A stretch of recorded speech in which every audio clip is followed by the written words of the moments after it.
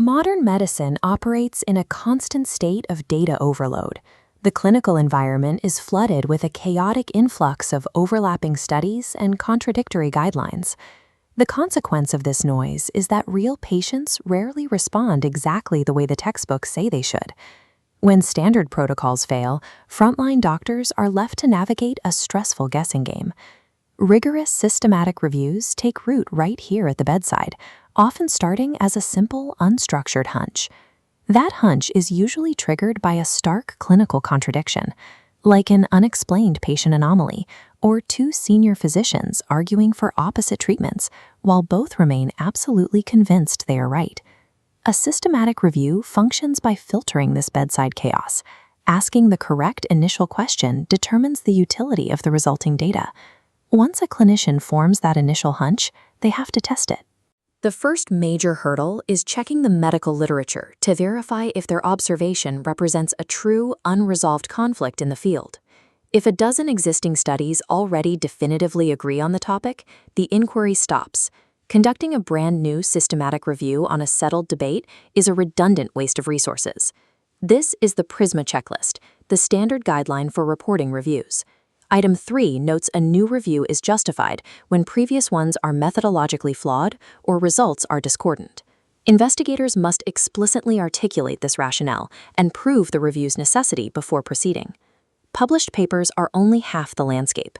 Active investigators also plug into the Whisper network, attending conferences to capture unpublished null results years before they reach a journal.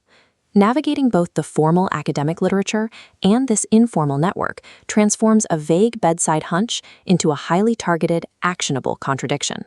Sometimes, attacking that contradiction requires taking a proven measurement concept from an entirely unrelated medical specialty and applying it to the current clinical problem. This newly cross-pollinated idea then faces a critical test. The junior investigator must bring their concept to a senior mentor for rigorous validation and stress testing. A senior mentor takes the junior investigator's sprawling ambition and forces it into a concrete, methodologically sound framework.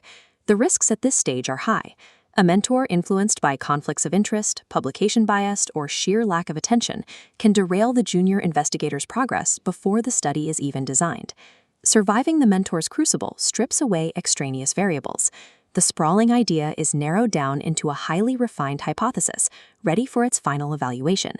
This funnel represents the finer criteria. F means feasible. Enough primary studies exist to synthesize. I is interesting to the medical community or funders. N means novel, refuting, confirming, or extending knowledge. E is ethical. Underlying studies were safe and appropriate. R means relevant.